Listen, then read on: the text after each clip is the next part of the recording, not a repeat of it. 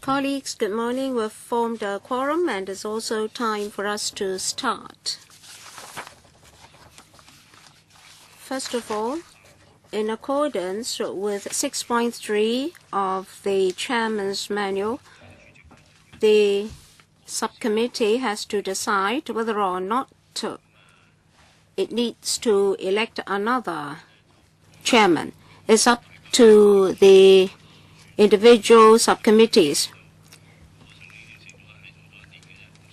I undertook to chair this subcommittee for a year only, so today we have to elect a chairman and a deputy chairman.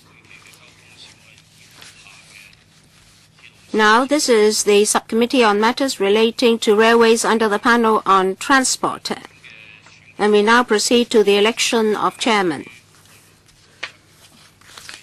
The election procedures have already been set out in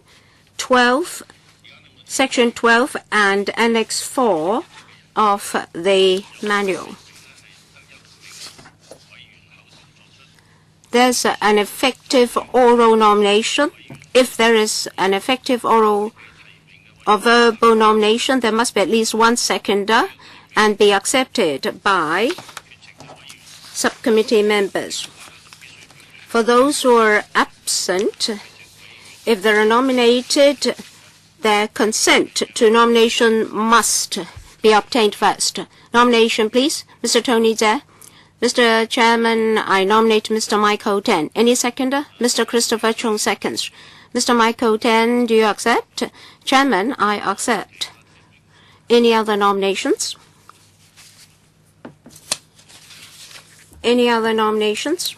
No? Then I declare Mr. Michael Tang automatically elected as the chairman of the subcommittee. Congratulations, Mr. Michael Tang. Please chair the meeting now.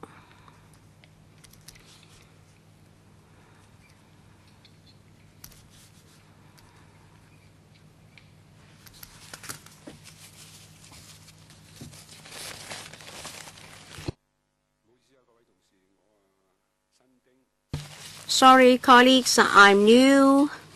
This is the first time I chair a meeting under the LegCo. So let's look at the agenda first. If necessary, we can elect a deputy chairman. So members, do we need to elect a deputy chairman? For the time being, Dr. Lo Wai Kwok is the deputy chairman. I do think it's necessary. I'd like to nominate Mr. Chan Han Pan as deputy chairman. All right, Dr. Lo Wai Kwok nominates Mr. Chan Han Pan as deputy chairman. Mrs. Regina Ip seconds. Yes, she raised her hand first. Mr. Chan Han Pan, are you willing to accept the nomination? Yes.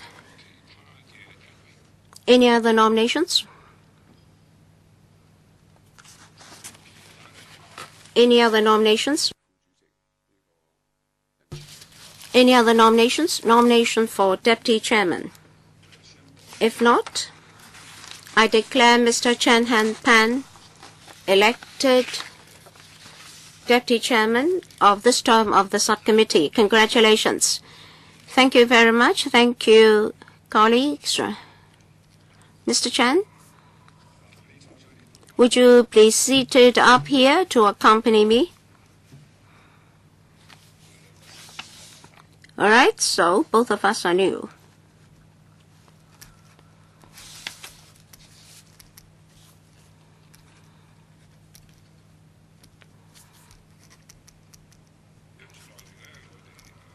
Now, item 2 on the agenda. Schedule of meetings for the 2013-2014 session. Normally, our regular meetings are held once every 2 months. If necessary, the Secretariat will prepare a schedule of meetings, which is now tabled I believe you have all read it. Would you please read the schedule and see whether you have any comments? Well, usually it's the first Friday in the morning.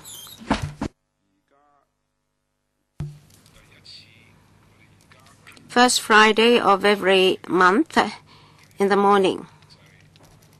I believe the Secretariat has spotted that to hold a meeting in early November may be too soon. They have to prepare a lot of meetings, and we have to discuss today what issues should be discussed.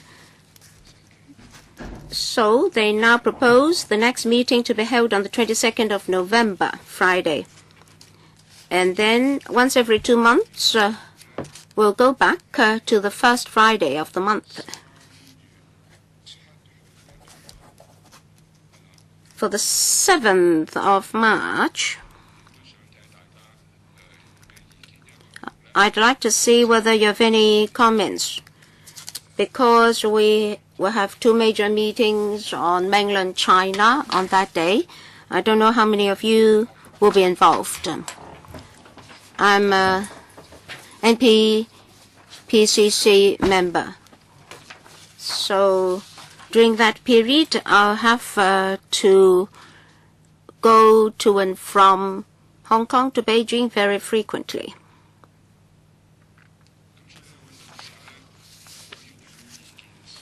So, members, should we adjust the meeting scheduled for March?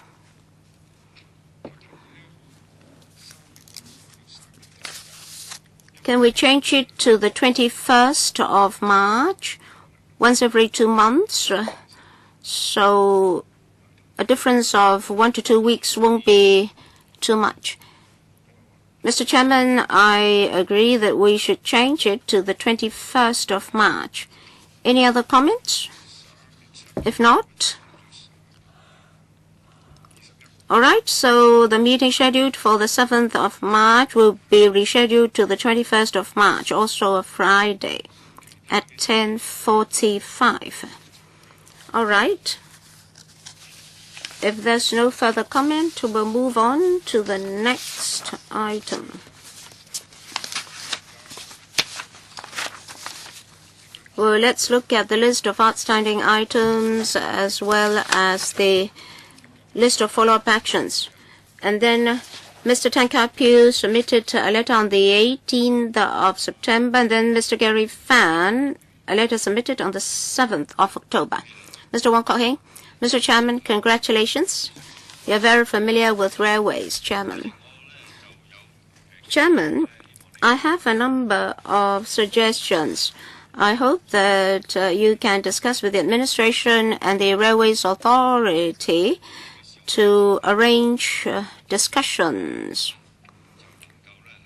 on certain items. The first item is that I'd like the railways to offer the $2 concessionary fare to those with one limb off. I mean the disabled. I think they should look at corporate social responsibility. In particular, our railways have huge surplus. Secondly, I'd like you to discuss with the administration the South Island Line West in the hope that it can be put on a timetable as soon as possible. And then for Siu Sai Wan extension, I'd like to discuss its progress. So 3 issues, please, Mr. Chairman. All right, for the $2 concessionary fare for the PWDs with one limb off, maybe we need to discuss with the welfare panel as well. Well, Mr. Chairman, if you think we should discuss with the welfare panel, well, let us check. We'll put this item on our list first. If necessary, we'll discuss with them. Mr. Tang Ka-piu, well, in the past 6 months, in XRL construction sites, we had industrial accidents, some of them very serious. Of course, we need to attain the target date, but at the same time, we need to protect the safety of the construction workers. I'd like the authorities to do a report to us, and we would like the relevant trade unions and the MTRCL to come and attend our meetings. I believe they have sent us a reply. Now it's already October, November. They promised to submit a report in the first quarter of next year. Our next meeting will be in March, so I think just 1 or 2 meetings away. I think the Pan-Democrats also will accept that, right? Do you accept? Yes. Mr. Christopher Chung and then Mr. Gary Fan. Thank you, Mr. Chairman. Last year, concerning consultation about railways, the Susai-Wan extension, SIL West, and some new lines in new territories, etc. I believe the authorities should come and explain to us again in detail. So first of all, we'd like to have a more perfect railway network. Secondly, about the facilities in MTR stations.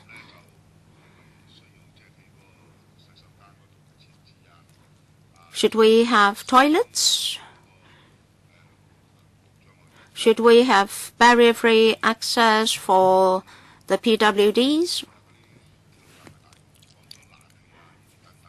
What about installation of air conditioning in the concourse, etc., etc.? I think many of these facilities are now in their stage in the 1970s. We should have some enhancement. Well, Mr. Chong, Mr. Wong Kwok Heng raised 2 issues also. So when they come, I think we can take these issues up in one go. Enhancement facilities. Well, we did ask the administration whether that should be separated.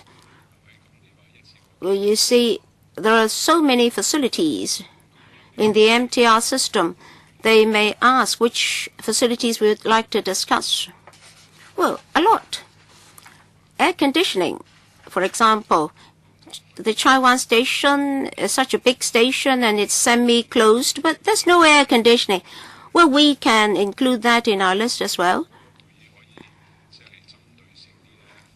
I think if we want that meeting to be more focused, you can tell us later which areas you would like to focus on. Then it would be easier for them. Mr. Gary Fan? Sorry, the speaker is not coming through.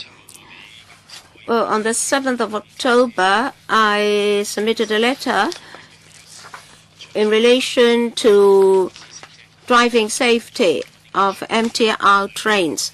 I understand that internally the MTRC has been handling the matter. I hope that next time we can invite the MTRCL to explain the details to the subcommittee. And then there are reports that the design of the SRL in relation to the tracks and the trains, the cars of the trains, there are certain operational difficulties or problems. Can we invite the MTRCL to bring the report here and discuss with us? I understand there's a report. So for the design, can we be informed whether or not there would be any delay in the commissioning date? Earlier, we said that we would like them to come here and discuss with us all the specific details. Maybe we can discuss this as well. And previously, they were told that they should submit a reply in 2 weeks. I'll put this on the agenda of the next meeting, all right? after you've read the reply, if you don't think it's necessary to have any follow-up, tell us. Okay, so we have a number of fallback items, and if those need not be discussed, then yours will be put on it. Mr. Frankie Yik, I don't know if we should discuss this here, so I'd like to seek your advice. Well, last week there's a PLB alliance coming to stage a protest. They said that with the expansion of the railway network, well, they would be affected, and we understand that there would also be some feeder service to be provided, but then is it to be provided by them? If there are other public transport modes available, then they said that their survival would be threatened. So should they be allowed to run those services? So we've been asking the administration to conduct the fourth comprehensive transport study. I don't know if it's appropriate for us to review that. So should the Railway Corporation be providing such feeder services? Well, I think it's necessary. Because as Mr. Yik said, right now, many from the sector are getting more concerned. With one railway corporation being the dominant player, then what happens to other players? So we might need to discuss it. So how should there be a division of labor amongst the various modes of transport? Mr. Wu Chi-wai, thank you. Chairman, is very simple because during busy hours, our railway network is very busy. Yes, with the new lines being constructed, that would help.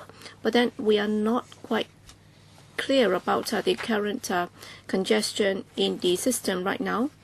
And also in the past, the MTRC might also offer concessionary fares if you work on stagger hours.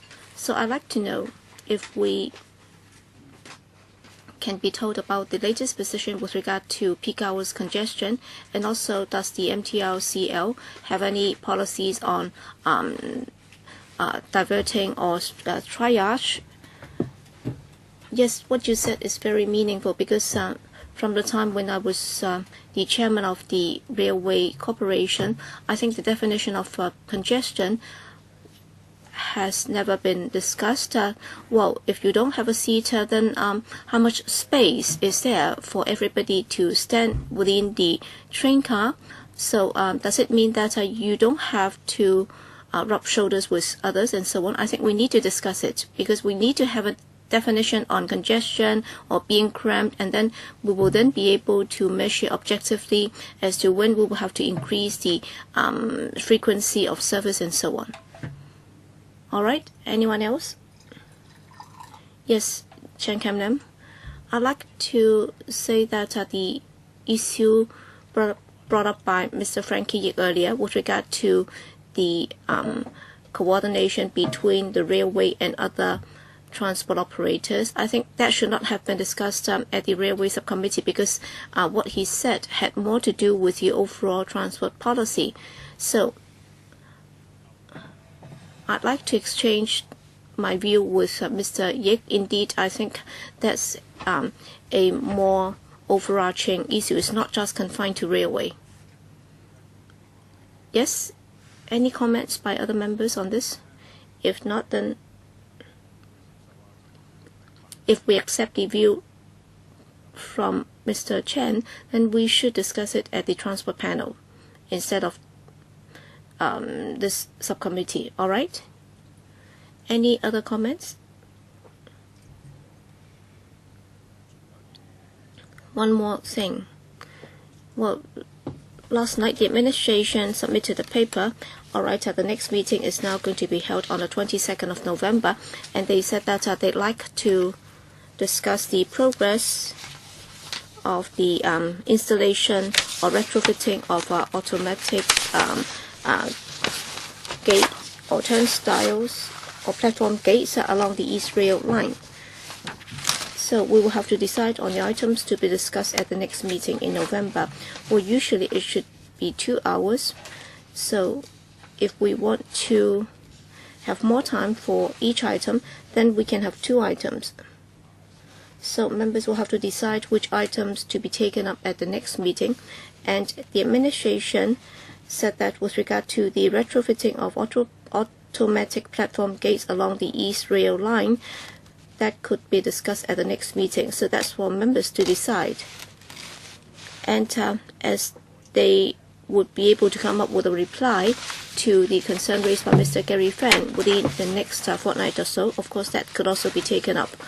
But of course that would also, well, it doesn't harm to have your item here as well, but then we can afford to have one more item, because if you want to discuss the EAL issue in our next meeting in November, then there is one more slot available, so we can have one more item. Any suggestion?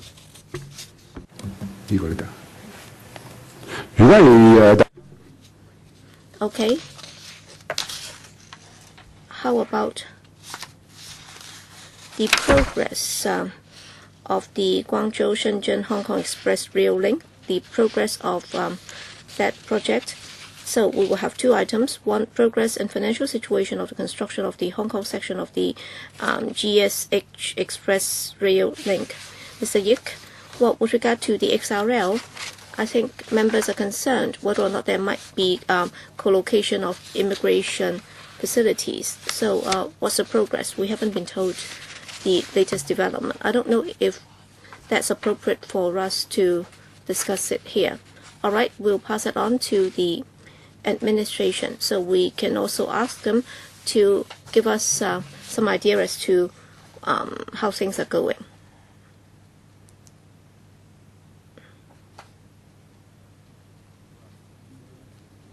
All right. So much for the next meeting, AOB.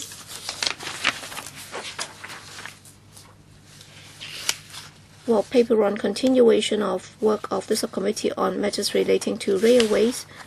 Well, that's been circulated under paper CB bracket 1/127/13-14. It's been issued on the 22nd of October 2013. So it's been passed on to members. So any comments from members on that?